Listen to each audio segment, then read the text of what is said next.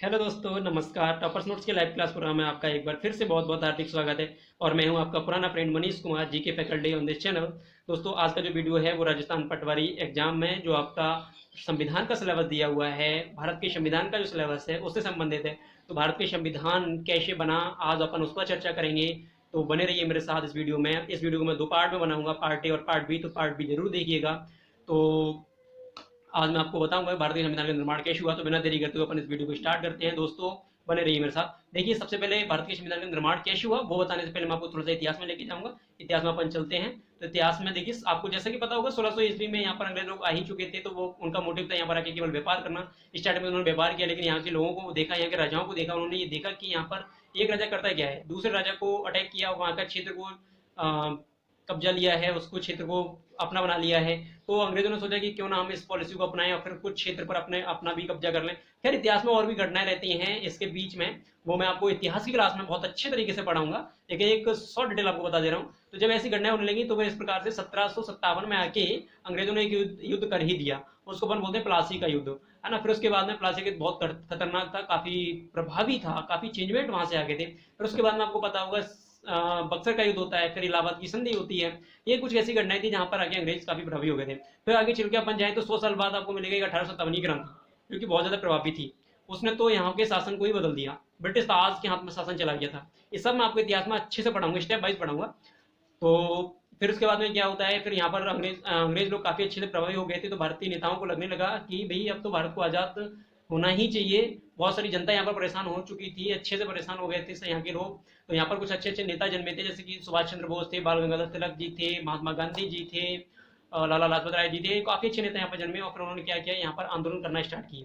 तो जब आंदोलन स्टार्ट किए थे, तो जब उनको लगने लगा कि भारत आजादी की ओर बढ़ेगा, तो भारत जब आजाद हो जाएगा तो भारत के लिए कोई संविधान भी चाहिए। तो संविधान चाहिए, तो संविधान भी यहाँ पर बनना चाहिए। तो संविधान की मांग करने लगे थे।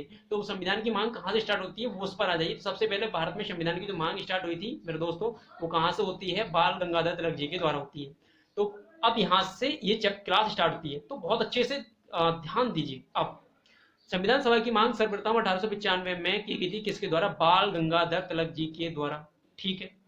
फिर उसके बाद में बनाते हैं कहा 1922 में। ये डेट वाइज थोड़ा सा 3-4 डेट आपको ये जरूर याद रखनी है, डेट वाइज याद रखिएगा, ये बहुत ज्यादा इंपॉर्टेंट है, पूछ लिया जाता है। 1922 में महात्मा गांधी जी ने संविधान के बारे में कुछ बोला। तो महात्मा गांधी संविधान के बारे में बोलते हैं कि संविधान भारतीयों की इच्छा के अनुसार चुनी हुई संविधान सभा के द्वारा बनाया जाएगा। अर्थात महात्मा गांधी जी ने 1922 में ऐसा बोला कि भारत में जो एक संविधान सभा बनेगी वो किसके द्वारा चुनी हुई होगी, भारतीयों की इच्छा के अनुसार ही चुनी हुई होगी। ऐसा कुछ महात्मा गांधी जी बोले थे। फिर आपको पता होना चाहिए 1934 में एक नेता थे, महान नेता थे, जिनका नाम था M.N. रॉय, मनवेंद्र नाथ जी रॉय। ये मनवेंद्र नाथ है, ठीक है, मनवेंद्र नाथ जी रॉय। इन्होंने क्या किया, संविधान सभा की औपचारिक रूप से मांग की थी। कैसे औपचारिक रूप से मांग की थी, तो ये शब्दों पर जरूर जाइएगा, ये शब्द बहुत ज्यादा इंपॉर्टेंट है, पूछ लेता है एग्जाम में कि औपचारिक रूप से संविधान सभा की मांग किसने की, तो मनवेंद्र नाथ जी रॉय है। फिर आपको पता होना चाहिए 1935 में आएंगे अपन। तो 1935 में जो भारतीय राष्ट्रीय कांग्रेस एक पार्टी थी जिसकी स्थापना 1885 में हो चुकी थी, उसके जो सदस्य थे जिनका नाम था पंडित जवाहरलाल नेहरू जी। तो पंडित जवाहरलाल नेहरू जी ने क्या किया मेरे दोस्तों, संविधान सभा की 1935 में आधिकारिक रूप से मांग की। तो क्वेश्चन बनता है आधिकारिक रूप से मांग किसने की, तो नेहरू जी ने, है ना। क्वेश्चन होता है औपचारिक रूप से मांग किसने की, तो आपके मनवेंद्र नाथ जी ने। और दोनों की डेट भी अलग अलग है। ऐसे करके संविधान की मांग लगातार बढ़ती रही। फिर आपको पता होना चाहिए 1938 आता है। 1938 में क्या हुआ था मेरे दोस्तों, जो नेहरू जी थे उन्होंने ये बोला, एक प्रस्ताव दिया था, अंग्रेज लोगों को एक प्रस्ताव दिया था। और उस प्रस्ताव में ये बोला था कि भाई देखो, भारत में जो संविधान बनेगा वो एक संविधान सभा के द्वारा बनेगा। और वो संविधान सभा में जो लोग चुने जाएंगे वो कैसे चुने जाएंगे, वो वयस्क मत के अनुसार ही चुने जाएंगे। अर्थात कैसे, वयस्क मत। वयस्क मतलब का मतलब ये होता है, पहले जो होता था वो 21 वर्ष था, बट अभी जो होता है वो 18 वर्ष का होता है, यानी कि 18 वर्ष से जो ऊपर होगा वो वयस्क होगा। और पहले जो था वो 21 वर्ष से ऊपर था। तो जो व्यक्ति वयस्क होगा वो संविधान सभा को चुनेगा। ये 1938 में प्रस्ताव दिया था। इस प्रस्ताव को 1940 में स्वीकार किया गया था अंग्रेजों के द्वारा, और अगस्त के महीने में स्वीकार किया था, इसलिए इसको बोलते हैं अगस्त प्रस्ताव। तो इस अगस्त प्रस्ताव, अब क्वेश्चन ये बनता है अगस्त प्रस्ताव दिया किसने, तो नेहरू जी ने। कब दिया, 1938 में। कब स्वीकार किया गया था, तो 1940 में। ठीक है। इसमें और भी डिटेल थी, और भी बातें थी, वो तो अपन इतिहास में डिस्कस कर ही लेंगे। लेकिन अभी आपको ये जानना है कि संविधान के बारे में क्या प्रावधान था इसमें। फिर अंग्रेजों को ये लगने लगा मेरे दोस्तों कि भाई अब तो भारत को आजाद कर ही देना चाहिए, भारत वाले मानने वाले नहीं है ऐसे। तो लगा, और आपको पता होगा ये वाला जो टाइम था ना, इस टाइम 1940 के आसपास आपको पता होगा दूसरा विश्व युद्ध चल रहा था यहाँ पर। तो दूसरा विश्व युद्ध चल रहा था, तो उस टाइम पूरे विश्व की नजर भारत पर थी। पूरा विश्व लगातार भारत के पक्ष में था, कि बोल रहा था कि भारत को छोड़ दो। यहाँ तक कि जो अमेरिका के राष्ट्रपति थे, तत्कालीन राष्ट्रपति की बात कर रहा हूँ, उस टाइम थे फ्रैंकलिन डी रूजवेल्ट, और ब्रिटिश का जो प्रधानमंत्री थे उनका नाम था विंस्टन चर्चिल। तो एक मुलाकात के दौरान विंस्टन चर्चिल से बोला गया था फ्रैंकलिन डी रूजवेल्ट के द्वारा कि आप भारत को आजाद क्यों नहीं कर देते, भारत आपके अंडर में रहना नहीं चाहता। उसी टाइम महात्मा गांधी को एक बहुत अच्छा मौका देखा था ये। महात्मा गांधी जानते थे कि अगर अपन इस टाइम आजाद हो गए तो फिर आजाद हो जाएंगे, नहीं तो आगे चल के पता नहीं कब ऐसा मौका मिले, क्योंकि पूरा विश्व हमारे सपोर्ट में है। इसीलिए क्या होता है मेरे दोस्तों, तो उस टाइम महात्मा गांधी ने एक नारा दिया था, इसका नाम है करो या मरो का नारा। महात्मा गांधी को लगने लगा था कि अब तो हमें आजादी चाहिए, तो हमें कुछ ना कुछ तो करना ही पड़ेगा, नहीं तो फिर मरना ही है। और साथ ही साथ एक आंदोलन भी चला दिया था, भारत छोड़ो आंदोलन। और महात्मा गांधी का भारत छोड़ो आंदोलन एकमात्र ऐसा आंदोलन था जो कि हिंसक प्रवृत्ति में बदल गया, नहीं तो सब सारे के सारे आंदोलन अहिंसक थे। फिर आपको पता होना चाहिए मेरे दोस्तों, ब्रिस्टन चर्चिल जब इस काफी दबाव में आ चुका था, जो कि उस ब्रिटेन का प्रधानमंत्री था वो, तो उसने 1942 में यहाँ पर एक मिशन भेज दिया। उसमें केवल एक ही सदस्य था, उस सदस्य का नाम क्या था, स्टैफोर्ड क्रिप्स, जो कि यहाँ पर लिखा हुआ है, देख लीजिए। स्टैफोर्ड क्रिप्स को यहाँ पर भेज दिया कि जाइए आप संविधान सभा बनाइए। लेकिन वो जानता था कि भाई यहाँ पर मुस्लिम लीग है, वो कुछ ऐसी डिमांड कर रही है जो कि अलग पाकिस्तान की मांग कर रही है, तो मैं जाके ऐसी शर्तों को ही रख दूंगा जो कि वहां पर जाके संविधान सभा बनेगी नहीं, और हम लोगों को और आगे चल के मौका मिल जाएगा। ये उनका करा धरा एक नाटक था। क्रिप्स मिशन भारत में 1942 में आता है, और यहाँ पर आने के बाद में क्या हुआ, जब 1942 में यहाँ पर आ गया, तो इस उधर मुस्लिम लीग डिमांड कर रही थी कि भाई हमको अलग पाकिस्तान चाहिए। तो जब ये भारत में आया तो क्या हुआ, इसने आके बोला कि हम संविधान सभा एक ही बनाएंगे, क्योंकि मुस्लिम लीग बोल रही थी अलग पाकिस्तान बनाओ और अलग ही उसके लिए संविधान सभा बनाओ। तो इसने बोला कि नहीं, हम संविधान सभा एक ही बनाएंगे, वही भारत के लिए भी होगी, वही पाकिस्तान के लिए भी होगी। इसमें और भी प्रस्ताव थे इस मिशन में, लेकिन एक मुख्य प्रावधान ये था जिसकी वजह से ये फेल हो गया था। तो मुस्लिम लीग ने इसकी बात को बिल्कुल नहीं माना। मुस्लिम लीग ने मना कर दिया कि नहीं, हम इसकी बात को नहीं मानेंगे, और ये जैसा का जैसा आया वैसा का वैसा वापस चला गया, अर्थात संविधान सभा को यहाँ पर नहीं बना पाया। फिर 4 साल अंग्रेजों को और मौका मिल गया यहाँ पर शासन करने का।